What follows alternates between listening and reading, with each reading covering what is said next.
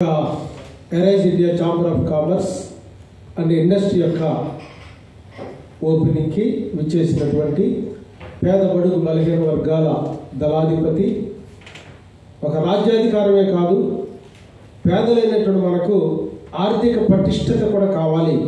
ఆ ఆర్థిక పటిష్టత ఉద్యోగాలలో లేదు, మనకంటూ వ్యాపారం కూడా చేయాలి. మనకు మేధస్సు ఉంది, ఆ మేధస్సుతో పాటు ప్రభుత్వం ద్వారా అనేకమైనటువంటి రాయితీలు ఉండి అవి మురిగిపోతున్నాయి తప్ప దాన్ని వినియోగించుకున్న లేరు. కాబట్టి దీన్ని ఏమైనా సరే మన పేదవారికి అందించాలి, వారిని ఆర్థికంగా భరోసా ఇచ్చి ఆర్థికంగా బలోపేతం చేసి వారికి ఒక భరోసా ఇవ్వాలనేటువంటి సంకల్పంతో ఈ రోజున మరి దుబాయ్ ప్రాంతానికి సార్ రావడం జరిగింది. కాబట్టి ఈ రోజున నువ్వు ఆర్థికంగా వృద్ధి చెందినప్పుడు తప్పనిసరిగా రాజ్యాధికారం నువ్వు పొందగలుగుతావు. నువ్వు ఒక పనివాడిగా లేకపోతే ఒక ఉద్యోగంలో కూలివాడిగా ఉంటే నీ జీవితం అక్కడే ఉంటుందే తప్ప ఏ విధంగా బదుగు లేనటువంటి పరిస్థితులకు ఉంటుంది.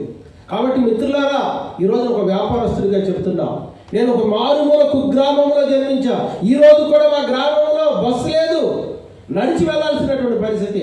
నాకు తెలుగు తప్ప ఒక్క మాట రాదు. నాకు ఆ గ్రామంలో పుట్టినటువంటి వ్యక్తిని ఈ వ్యాపారాన్ని పెంచుకుని కేవలం 30 సంవత్సరాల్లోనే ఆర్థికంగా 100 కోట్లు సంపాదించగలిగిన స్థాయిలోనికి వెళ్ళాను. ఈ రోజున నేను చేసేటువంటి ఉద్యోగంలో, నేను చేసేటువంటి వ్యాపారంలో ఎవరైనా ఆంధ్ర రాష్ట్రంలో నాకన్నా 20 స్థానాల తర్వాతే మొదట 20 స్థానాలు ఆ స్థానంలో నేనే ఉన్నా. ఎవరైతే అగ్ర కులాల వారుగా ఎవరైతే ఉన్నారో, ఎవరైతే నన్ను వెలివేశారో, ఎవరైతే నువ్వు క్యాస్ట్ పెట్టి నీ వల్ల ఏమవుతుందిరా అన్నారో వారి దగ్గరే నా కన్నీరు నుండి కసి పుట్టింది.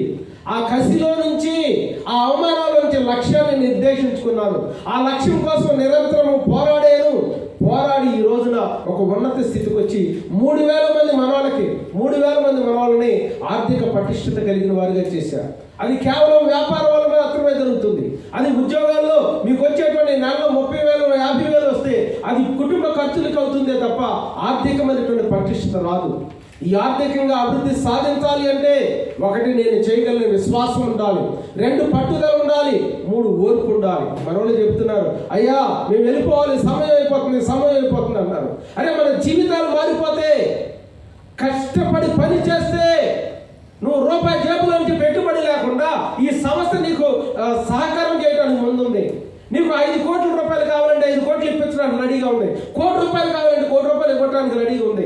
నువ్వు రూపాయి తీసుకుంటే 70 పైసలు ప్రభుత్వానికి కట్టాల్సిన అవసరం లేదు, కేవలం 30 పైసలు కడితే సరిపోతుంది. 1 కోటి రూపాయలు నువ్వు తీసుకుంటే లోను ఈ సంస్థ ద్వారా ప్రభుత్వం ఇచ్చేటువంటి స్కీమ్ ద్వారా 1 కోటి రూపాయలు తీసుకుంటే 70 లక్షల రూపాయలు ఉచితంగా నీకు ఇచ్చి కేవలం 30 లక్షలే నువ్వు చెల్లించాలి. అరే నువ్వు మార్జిన్ మీద కట్టాల్సిన అవసరం లేదు, నువ్వు ఏ విధమైనటువంటి సెక్యూరిటీ చూపించాల్సిన అవసరం లేదు. ఈ సంస్థ మీకు ఒక ప్రతినిధిగా ఉండి మిమ్మల్ని ఆర్థికంగా బలోపేతం చేయడానికి, మిమ్మల్ని ఉన్నత స్థితిలో తీసుకెళ్ళడానికి మేమెంత ప్రయాసపడి వస్తే కేవలం 1 గంట సేపు మనం ప్రయాస పడకుండా ఉండటానికి కూడా వీలు లేకపోతే మేమేం చెప్పగలుగుతాం చెప్పండి? ఏ విధంగా మీరు వృద్ధి చెందుతారు? ఏ విధంగా అభివృద్ధిని సాధించగలుగుతారు? ఏమైనా మిమ్మల్ని ఉన్నత స్థితికి తీసుకెళ్ళాలి. మాతో పాటు మీరు కూడా ఉన్నప్పుడే రాజ్యాధికారాన్ని పొందగలుగుతాం. ఈ రోజున ఆర్థిక పటిష్టత లేకుండా రాజ్యాధికారాన్ని పొందలేరు. మీరు గమనించండి, ఈ రోజున చంద్రబాబు నాయుడు గారు వచ్చారు అని అంటే ఎలా వచ్చారో తెలుసా? నేరుగా ఉన్నాడు. ఈ రోజున ఎలా ఉన్నారు అని అంటే ఒక ముఖ్యమంత్రి హోదాలో ఉండేటువంటి వ్యక్తి ఈ రోజున విజయ్ ఉంటే బాగుండేదండి. విజయ్ లేకపోయాడు, విజయ్ ఉంటే బాగుండేది. ఒక ముఖ్యమంత్రి వెళ్ళిపోయినటువంటి వ్యక్తిని జ్ఞాపకం చేసుకునేటువంటి ఉన్నత స్థితిలో ఉండేటువంటి వ్యక్తి తన ఉద్యోగాన్ని ప్రణంగా పెట్టి, నాకు ఉద్యోగం కాదు, నా జాతి ముఖ్యం, వారికి ఆర్థికమైన బలోపేతం చేయాలి, వారిని రాజకీయంగా వారిని ఉన్నత స్థితిలో తీసుకువెళ్ళాలి అని పోరాడటానికి వచ్చినటువంటి వ్యక్తి కొరకు మనం ఎదురు చూడాలి. ఓర్పు కలిగిన వారుగా ఉండాలి. ఎదగాలి అంటే ఓర్పు ఉండాలి. మన దగ్గరికి ఏది రాదు. చీకట్లో లైట్ ఉంది, లైట్ ఆరిపోయింది కానీ కూర్చుంటే అవుతుందా? నువ్వు వెళ్ళి లైట్ వెలిగించాలి. లైట్ వెలిగిస్తేనే నీకు వెలుగు వస్తుంది. కాబట్టి మిత్రులారా గమనించండి, అవకాశాలను సద్వినియోగపరచుకోండి. అనేకమైన అవకాశాలు ఉన్నాయి. ఇది ఈ రోజున ఈ సంస్థ ఒక భారతదేశంలోనే కాదు, యావత్ ప్రపంచం ద్వారా కూడా అనేకమైన కార్యాలు చేయడానికి ముందుంది. యావత్ ప్రపంచం కూడా అనేక కార్యాలు చేయడానికి ముందుంది. ఈ దుబాయ్లోనే నెక్స్ట్ మంత్ మేము ప్రారంభించబోతున్నాం. చేసి చూపించడానికి రెడీగా ఉన్నాం. We are the successful man, we are the practical man. మేము వ్యాపారస్తులు, మీకు చెప్పం, మేమేంటో మీకు చూపిస్తాం.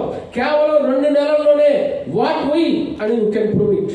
మీరు ఇన్ని సంవత్సరాల నుంచి కష్టపడుతున్నారు, కేవలం 1 సంవత్సరంలోనే మాకంటూ ఒక ప్రత్యేకత, మాకంటూ ఒక ప్లాట్ఫామ్, అవసరమైతే 10 హాల్స్ మెయింటైన్ చేసేంత ఆ ప్రాముఖ్యత కలిగినటువంటి వ్యక్తిగా 1 సంవత్సరంలోనే వ్యాపారం చేసి సాధించి మీ ముందు ఉంటామని కూడా ఈ సందర్భంగా మనం చేస్తూ, మన కోసం తన సమయాన్ని వెచ్చించి కృషి చేస్తూ తన యొక్క మరి పదవిని సమస్తముని విడిచిపెట్టి జాతిని వృద్ధిలోకి తీసుకురావడానికి వచ్చిన ఆ యొక్క విజయ్ కుమార్ రాయ్ గారిని, ఐఏఎస్ కలెక్టర్ గారిని వారి యొక్క సందేశాన్ని అందించవలసిందిగా ఆహ్వానిస్తూ అందరూ గట్టిగా చెప్పండి.